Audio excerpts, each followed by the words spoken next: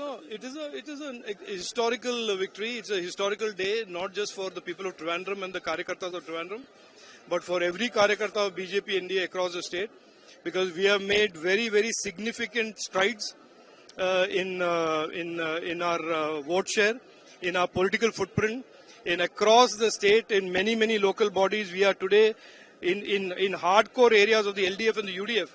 BJP and the NDA have made gains, and that those gains are not short-term gains; those are permanent gains. And I think this will stand in good stead for the coming assembly election, because this assembly election, this local body election, has certainly established one thing, that the left is out of the picture. That the LDF is something that the BJP, the people of Kerala don't want anymore. It is a certain clear message, and that now the option is between the NDA and the UDF in the coming assembly election. BJP has took a lot of seats from the LDF.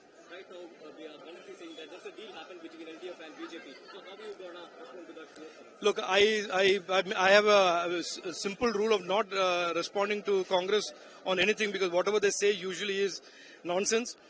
This is a fight. We had a fight. We were the first ones and the ones consistently to attack the LDF for their corruption and for their malgovernance. The Congress is the one who was in the India alliance in 27 states and 8 union territories with the CPM. So the Congress should not try and mislead the people of Kerala into believing something other than the truth. That if any party today is doing any cross-voting with anybody, it is the Congress with the CPM. And if you want an example of that, go take a look at Kodungalur results, where Congress, which used to get 200, 300 votes per booth, have been reduced to 25 votes per booth because they have transferred the entire votes to the LDF. So the Congress better not open their mouth, because a lot of embarrassing truths will come out otherwise. Last question, sir. When you said Vikasitha Kerala, everybody mocks you, especially CPM state secretary. I am happy for the CPM to mock me. I'm happy for the Congress to mock me. As long as the people of Kerala support me, if the people of Kerala welcome our politics, that is all we want. We don't want any endorsement from corrupt twins like the Congress on the left. Certainly, that is not something I will, even if they endorse me, is not something that I will be very happy about. After you take the charge, it's the first election and it's a big victory for you. So how prestigious? It is not a victory for me. Let me just tell you one thing.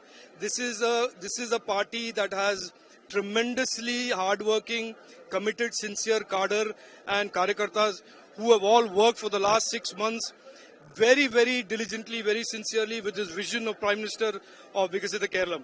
I am just one Karyakarta amongst many Karyakartas, and this is a collective victory and a result of the collective hard work of both leaders and Karyakartas of this party. And I must say, I am very proud to be a part of this party. When we can expect PM Modi to in Trivandrum? Why don't you also invite him? I'll also invite him. Download our News Nation app.